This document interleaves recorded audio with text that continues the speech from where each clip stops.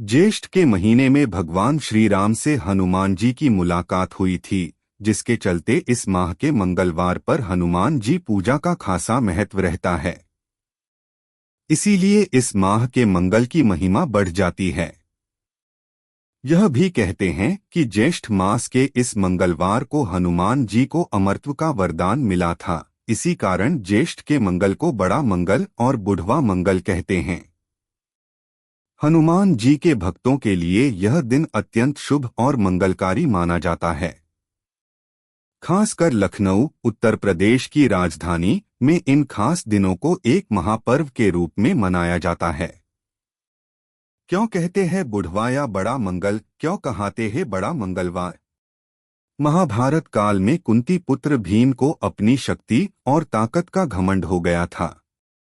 ऐसे में भीम को सबक सिखाने के लिए एक बार बजरंगबली जी ने बूढ़े वानर का रूप अपनाया था। एक बार भीम श्वेत कमल की तलाश में गंधमादन पर्वत पर चले गए। वहां उन्होंने एक बूढ़े वानर को रास्ते में लेटे हुए देखा और उससे अपनी पूंछ हटाने के लिए कहा।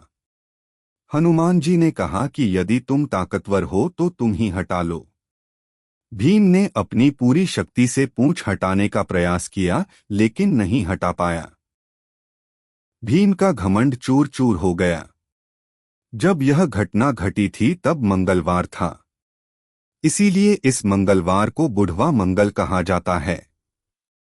दूसरी कथा के अनुसार सीता जी की खोज करते हुए भगवान श्री राम जी से हनुमान जी का मिलन विप्र पुरोहित के रूप में इसी दिन हुआ था। इसलिए ज्येष्ठ मास के मंगलवार को बुढ़वा मंगल या बड़ा मंगल के नाम से जाना जाता है। हनुमान जी पूजा विधि।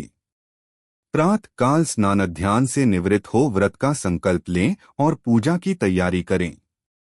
नित्य कर्म से निवृत्त होने के बाद हनुमान जी की मूर्ति या चित्र को लाल या पीला कपड़ा बिछाकर लकड़ी के पाट पर रखें और आप खुद कुश के आसन पर शुद्ध और पवित्र वस्त्र पहनकर बैठें।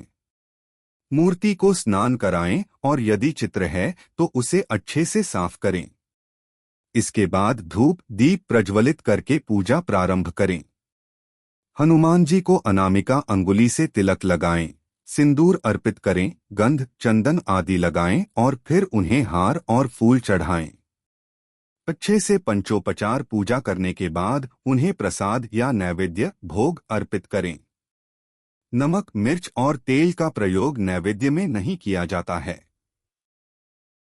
अंत में हनुमान जी की आरती उतारें और उनकी आरती करें।